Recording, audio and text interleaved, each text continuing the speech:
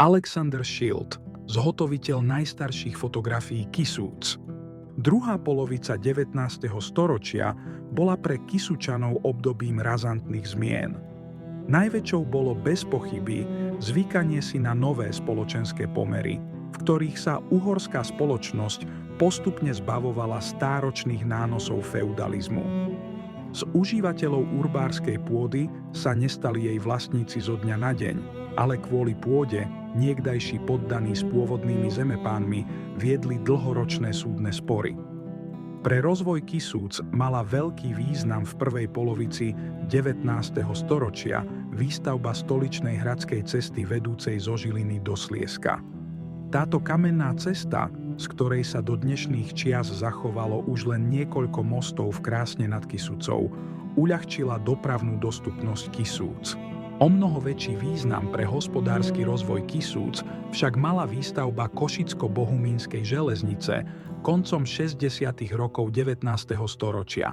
Až táto železnica skutočne naštartovala ich hospodársky rozvoj, predovšetkým mestečiek Čadce a Kisuckého Nového Mesta.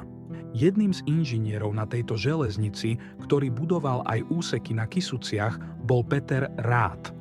Ten sa neskôr stal aj riaditeľom celej Košicko-Bohumínskej železnice a istý čas zastupoval mestečko Čadcu ako poslanec v uhorskom sneme. Mestečko Čadca sa vďaka tomu, že sa stalo železničným dopravným uzlom, začalo prudko rozvíjať a naberať svoj neskorší jedinečný ráz, ktorý poznáme zo starých pohľadníc a fotografií. A práve fotografie sú dôležitým vizualizačným materiálom, ktoré nám jedinečným spôsobom dokážu podať informáciu o vzhľade určitého miesta v minulosti. Jeden fotografický záber dokáže bez problémov nahradiť akokoľvek kvetnatý popis. Práve výstavba Košicko-Bohumínskej železnice, okrem dopravnej dostupnosti a telegrafického spojenia, umožnila aj pre región Kisúc zachovanie jedinečných fotografických materiálov, umožňujúcich nahliadnutie hlboko do 19. storočia. Fotografie vznikli kvôli dokumentácii železnice a jej jednotlivých úsekov.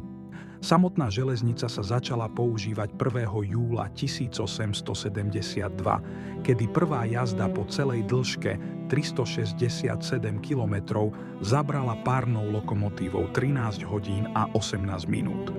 Na trase bolo 42 veľkých mostov a 5 tunelov o celkovej dĺžke 2,2 km. Avšak celkový počet tzv. Inžinierských objektov na trase bol až 479. Úsek Žilina-Tešín o dĺžke 41 km bol dokončený k 1. novembru 1870. Pri dokončení bolo potrebné celú trať železnice zdokumentovať. Najoptimálnejšie sa ukázali byť fotografie, ktoré dokázali vizuálne najlepšie zachytiť všetky požadované objekty. Sekundárne bolo potom na fotografiách zachytené aj okolie tratí a objektov, vďaka čomu majú dnes jedinečnú historickú výpovednú hodnotu. Máme na nich zachytenú slovenskú krajinu, dedinky, mestečká i ľudí počiatkom 70. rokov 19. storočia. Teda vďaka ním akoby cestujeme časom hlboko za hranice doteraz poznaného. Zhotovenie fotografií dostal za úlohu aj v tých časoch málo známy fotograf Alexander Schild. Narodil sa okolo roku 1845. V priebehu 60. rokov 19. storočia však zrejme pôsobil ako fotograf vo Viedni, kde mal mať medzi rokmi 1863 až 1865 štúdio na Blindengrasse 3. Bol členom viedenskej fotografickej spoločnosti. Koncom 60., respektíve začiatkom 70.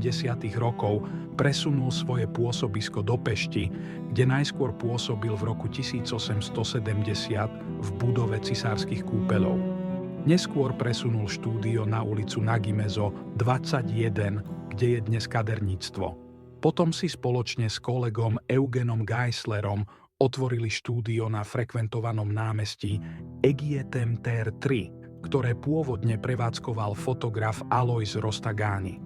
Schild sa sprvoti venoval prevažne zhotovovaniu portrétnych fotografií. V roku 1871 získal zákazku na spomenuté zdokumentovanie Košicko-Bohumínskej železnice. Nešlo však o bežné fotenie. Schild musel v teréne používať náročný mokrý kolóďový proces. To znamenalo vláčiť so sebou prenosnú tmavú komoru, chemikálie a ťažké sklenené dosky, ktoré musel vyvolať okamžite po expozícii priamo na stavenisku, často v prachu a blate. Pri tomto Schildovi pomáhal aj už spomenutý Geisler. Pri zhotovovaní fotografií železnice sa Schild snažil zachytiť aj okolie a nie len požadované technické časti stavby. Jedinečným spôsobom sa mu tak podarilo zachytiť včlenenie tejto novej technickej stavby do pôvodnej krajiny. Navyše zrejme nad rámec svojich povinností zhotovil aj niekoľko obrázkov mimo železnice, kde zachytil mestá a mestečká. Zrejme aj vďaka tomu boli tieto jeho fotografie vybrané, aby reprezentovali Uhorsko na výstave Expo vo Viedni v roku 1873. Na výstave boli tak prezentované aj viaceré lokality Kisúc. Existencia takýchto starých fotografií Kisúc pritom donedávna nebola príliš známa.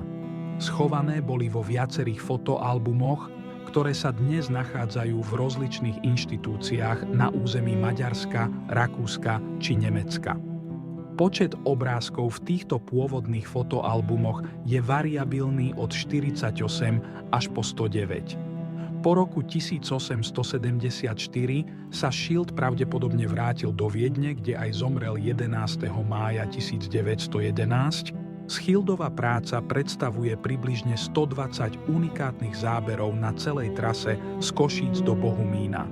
Okrem viedenskej Albertiny a Budapešťanského múzea vlastní cenné fragmenty tohto diela aj Slovenské národné múzeum a Múzeum dopravy. Tieto albumy existovali v dvoch verziách, menšej technickej a väčšej reprezentatívnej, určenej pre riaditeľstvo železníc. Pre Kisúce je kľúčové, že Schild zachytil náš región v momente drastickej modernizácie, pričom jeho objektív zväčšnil nielen Čadcu, ale aj Krásno nad Kisúcou a náročné terénne práce na hraniciach v Jablunkovskom priesmyku. Rovnako tak ďalšie lokality z Dolných Kisúc. Existencia uvedených záberov nám dnes poskytuje veľký priestor na ich ďalší výskum. Vďaka nim môžeme porovnať zmeny v krajine za 150 rokov. V prípade Kisúc totiž zachytávajú tieto mestečká ešte pred ich neskorším urbanistickým rozvojom, vďaka čomu môžeme nahliadnúť do ich pôvodnej zástavby. Na svoje si prídu aj etnológovia vďaka zachyteniu osôb, ich odevov, stavieb a všakovakého ďalšieho využiteľného materiálu odfoteného v okolí železnice samotnej.